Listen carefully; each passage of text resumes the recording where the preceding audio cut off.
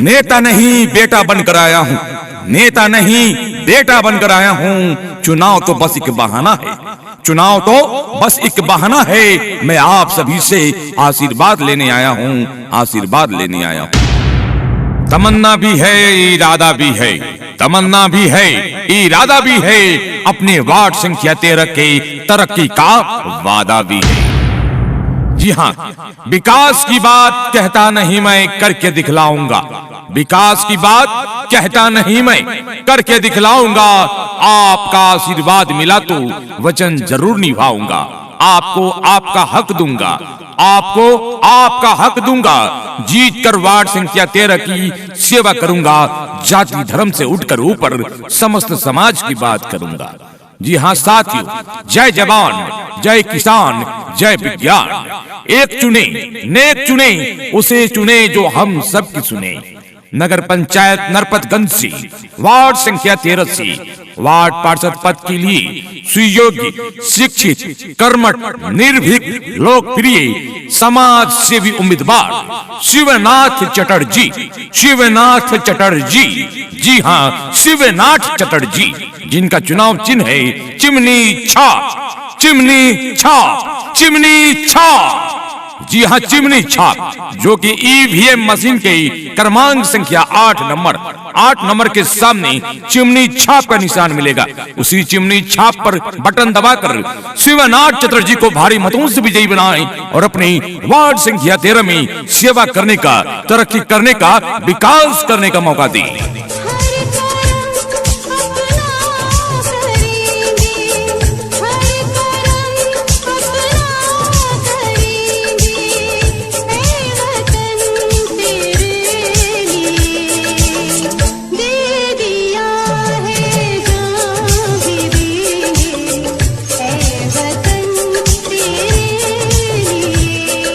जी हाँ, नगर पंचायत नरपतगंज वार्ड संख्या 13 की वार्ड पार्षद पद के लिए सुयोग्य, शिक्षित, कर्मठ एवं समाज सेवी अनुभवी उम्मीदवार शिवनाथ चटर्जी, शिवनाथ चटर्जी, शिवनाथ चटर्जी, जिनका चुनाव चिन्ह है चिमनी छाप, चिमनी छाप, चिमनी छाप, जो कि ईवीएम मशीन के क्रमांक संख्या 8 पर है। 8 नंबर के सामने बटन दबाकर हम सभी को देना है शिवनाथ चटर्जी का साथ और चिमनी छाप पर बटन दबाकर इन्हें भारी मतों से विजयी बनावे, सेवा करने का मौका जरूर दे। हिंदू मुस्लिम सिख ईसाई हम वतन हम नाम है। हिंदू मुस्लिम सिख ईसाई हम वतन हम नाम है। यमी बोलेगी गगन बोलेगा, यमी बोलेगी गगन बोलेगा, कली बोलेगी चमन बोलेगा। पूछोगे शिवनाथ चटर्जी के बारे में, पूछोगे शिवनाथ चटर्जी के बारे में तो नरपतगंज पंचायत के वार्ड संख्या 13 का कन कन बोलेगा। जिंदाबाद जिंदाबाद जिंदाबाद, चिमनी छाप जिंदाबाद जिंदाबाद जिंदाबाद। केहू के न झांसा में आई हो चाची, वोट देवे बुथवा पर जाई हो चाची। कि मिलल बाटे चिमनी छाप निशानिया बटनिया द वही होए चाची। कि मिलल बाटे चिमनी छाप निशानिया बटनिया द वही होए चाचा। अब की बटन कहाँ दबेगा, चिमनी छाप जहाँ रहेगा। अब की बटन कहाँ दबेगा, चिमनी छाप जहाँ रहेगा। वादा नहीं काम करेंगे, वादा नहीं काम करेंगे, आप साथ दीजिए हम विकास करेंगे।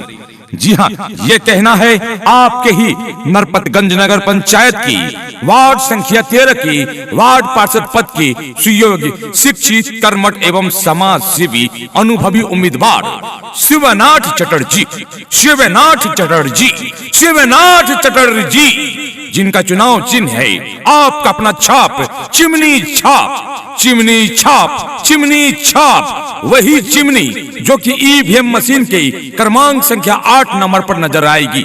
वही चिमनी जो आपको विकास दिलवाएगी। वही चिमनी जो वार्ड नंबर 13 से एक ईमानदार वार्ड पार्षद दिलाएगी। हम सभी को देना है शिवनाथ चटर्जी का साथ और चिमनी छाप पर बटन दबाकर इन्हें भारी मतों से विजयी बनाना है। याद रखेंगे माताएं बहनें, याद रखेंगे भाई बंधु, आपका अपना छाप चिमनी छाप जो कि ईवीएम मशीन के क्रमांक संख्या 8 नंबर के सामने मिलेगा।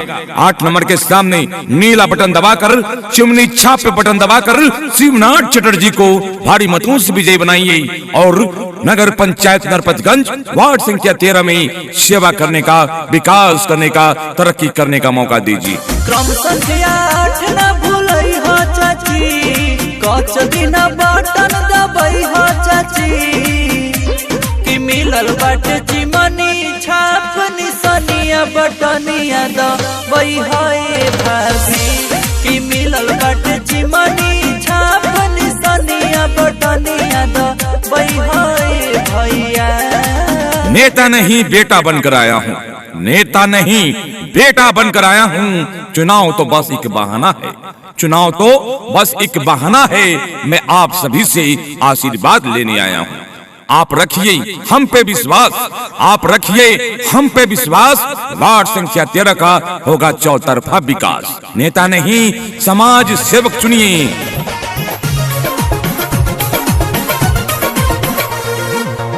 मांगिले आशीष चाची छू के चरनिया,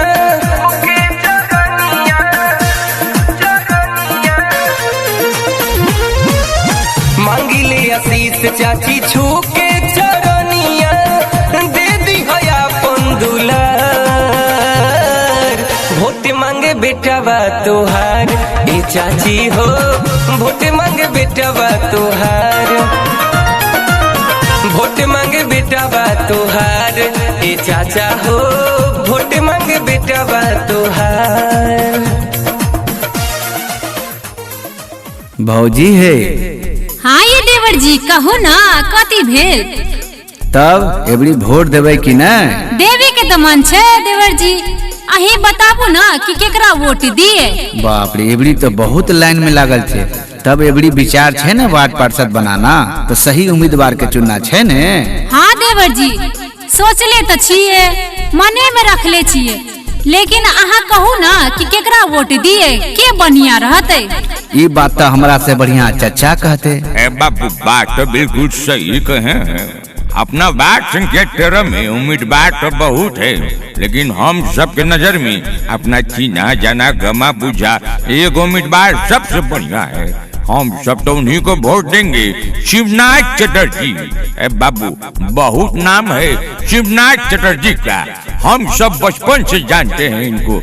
हमारे सामने में बच्चा था, अभी देखो बाबू हम तो बुजुर्ग हो गए हैं, ये भी अनुभवी हो गया है। समाज का है, पढ़ा लिखा शिक्षित है, समझदार है। बाबू सबसे बड़ा बात की ईमानदार है।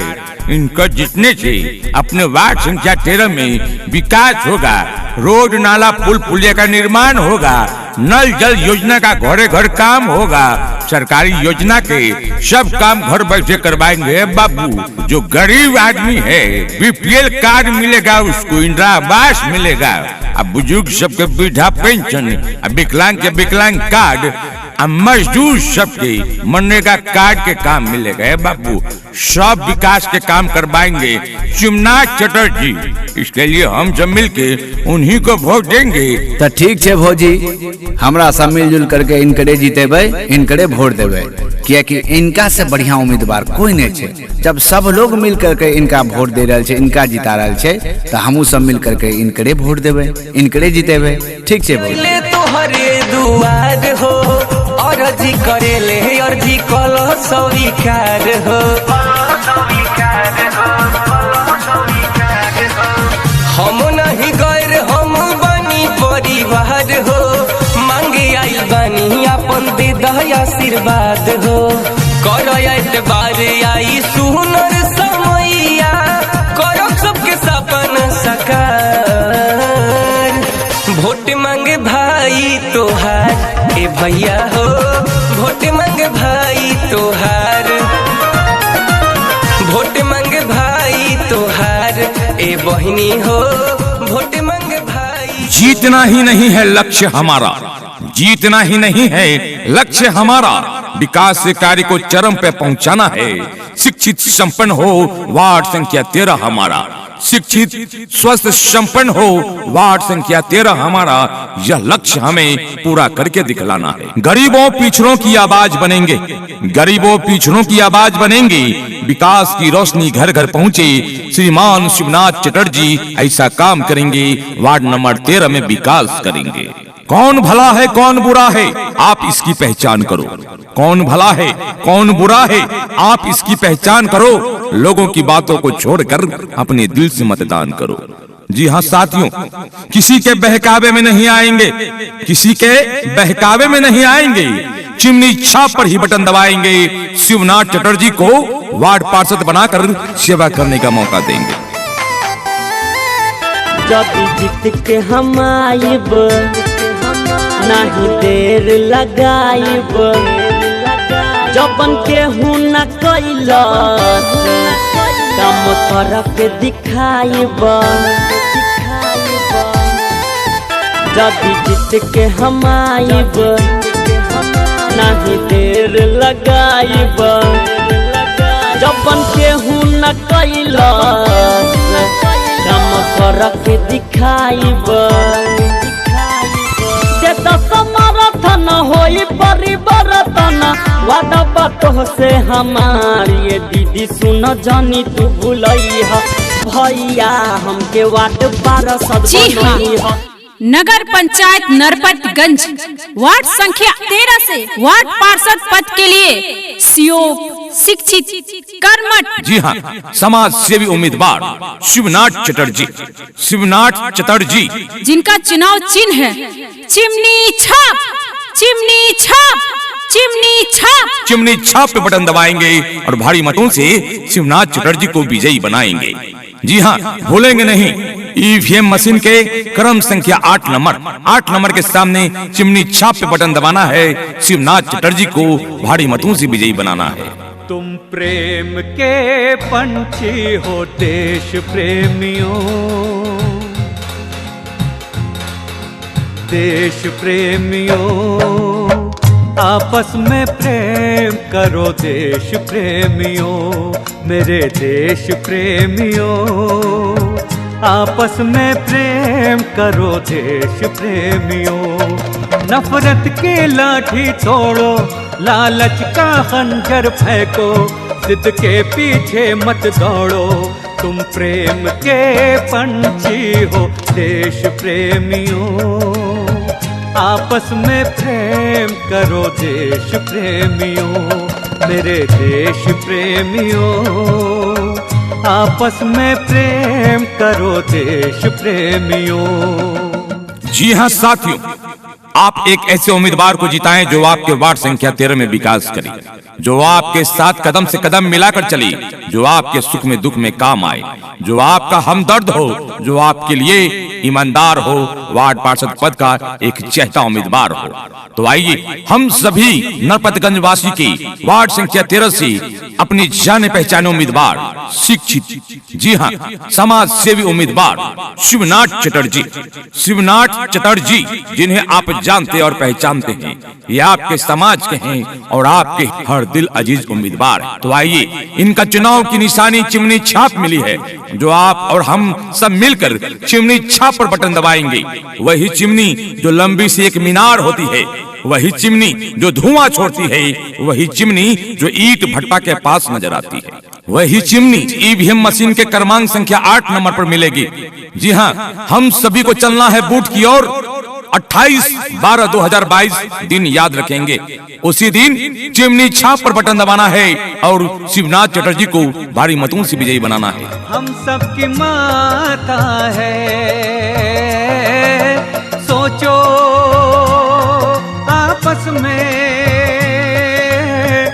क्या अपना नाता है। हम आपस में लड़ बैठे तो देश को कौन संभालेगा। कोई वाला अपने घर से हमें निकालेगा। दीवानो होश करो मेरे देश प्रेमियों, आपस में प्रेम करो देश प्रेमियों, मेरे देश प्रेमियों, आपस में प्रेम करो देश प्रेमियों। घर घर संदेश पहुंचाना है, घर घर संदेश पहुंचाना है। चिमनी छाप पे बटन दबाकर शिवनाथ चटर्जी को वार्ड संख्या 13 से भारी मतों से विजयी बनाना है। इनकी जीत आपकी जीत होगी, इनकी जीत माताओं बहनों की जीत होगी, इनकी जीत छात्रों नौजवानों की जीत होगी, इनकी जीत मजदूर किसानों की जीत होगी। तो हम सब देंगे साथ शिवनाथ चटर्जी का और चुनाव चिन्ह चिमनी छाप पे बटन दबाएंगे और भारी मतों से शिवनाथ चटर्जी को विजयी बनाएंगे। जी हाँ, भूलेंगे नहीं। ईवीएम मशीन के क्रम संख्या 8 नंबर के सामने चिमनी छाप पे बटन दबाना है, शिवनाथ चटर्जी को भारी मतों से विजयी बनाना है। इनकलाब जिंदाबाद, शिवनाथ चटर्जी जिंदाबाद, चिमनी छाप जिंदाबाद, नरपतगंज पंचायत की जनता जिंदाबाद, वार्ड संख्या 13 की जनता जिंदाबाद, चिमनी छाप जिंदाबाद, शिवनाथ चटर्जी जिंदाबाद, इनकलाब जिंदाबाद, शिवनाथ चटर्जी जिंदाबाद, चिमनी छाप जिंदाबाद, नरपतगंज पंचायत की जनता जिंदाबाद, वार्ड संख्या 13 की जनता जिंदाबाद, चिमनी छाप जिंदाबाद, शिवनाथ चटर्जी जिंदाबाद।